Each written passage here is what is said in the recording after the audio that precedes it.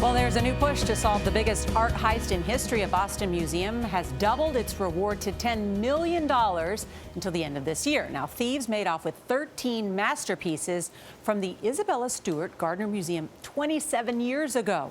The stolen artwork is valued at more than $500 million. Seth Doane visited an investigator in the Netherlands who's described as the Indiana Jones of the art world to learn his theory about where the art is today. 27 years later, it's still a mystery. Thieves targeted some of the highest value art from Boston's Isabella Stewart Gardner Museum, leaving behind empty frames, a tied-up security guard, and few clues. Major art theft in Boston overnight. Two thieves posing as police officers overpowered museum guards. The 13 stolen masterpieces, valued at around $500 million, included a Rembrandt and a Vermeer. I'm 100% sure that they are on island. 100% sure. No doubt in my mind. They smashed a few windows. It's an audacious claim to make after nearly 3 decades. But art investigator Arthur Brand alleges his leads point to the Irish Republican Army. We are focusing on the IRA. We have had talks with former members of the IRA. And after a few Guinness, after a few talks, you can see in their eyes that they know more. How do we believe you? Well, I have a track record. We have found some pieces back before, so let's give this a shot. Brand's highest profile find to date came working with German police to recover bronze horse statues which stood in front of Adolf Hitler's Grand Chancellery building. He also helped recover Salvador Dali's Adolescence. How is this stolen art used? They use it as payment for drug deals, for arm deals. Sometimes they use it for like art napping. They kidnap paintings and they use it as to get a lesser sentence. To find pieces on the black market, Brand claims to have brokered deals with terrorist groups, the mafia, and a slew of shady characters. On one hand, you have the police, insurance companies, collectors, and on the other hand, you have the criminals, the art thieves, and the forgers. So these are two different kind of worlds, and they do not communicate. So I put myself in the middle.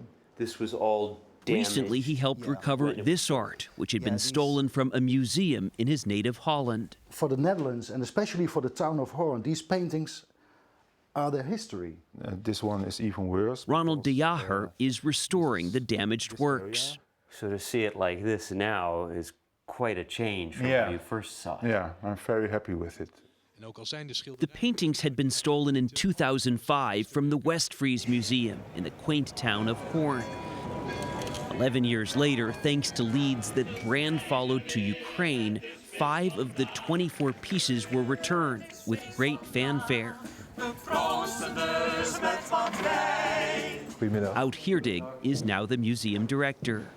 They stole a catalogue of 17th century Dutch masters. And you've left these empty frames as a reminder? And as a protest. Why a protest? Art crime, well, there isn't anyone dead. Okay, it's art, so many people don't take it too serious. But Brand says folks should. Interpol ranks art crime as the 4th highest grossing criminal trade. When you steal Rembrandt or Van Gogh, this is international cultural heritage. It belongs to you, to me, to the viewers. The Gardner Museum is offering that $10 million reward and welcomes any efforts to get the stolen work back. But when we asked about Brand's leads, they told us they're not new. We've covered them years ago. The museum is skeptical. Museum says your leads are dead ends. Yes, but well, we see if it's a dead end. Navigating this underworld requires patience, a bit of luck, and a fair share of bravado. I've heard you say, I don't care about the reward money, they can buy me a beer. Yeah. I have a hard time believing that. This on some level is about money, it's about fame, it's about something more than a beer. No, but it's the adventure and it's the fame. If you solve the Isabella Stewart Gardner theft after 27 years, what more can you do?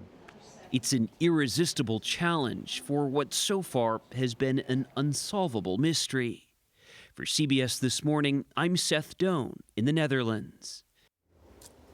I say nothing wrong with a little reward money too, but that's very nice. And one of the great mysteries in art. I mean, and one of the great museums, by the way. Your favorite, apparently. I always love visiting it, and it's part of the drama, seeing those missing paintings, the frames up there. And now, looks like when you go next time, Jeff, you'll have something else to look at. Maybe so.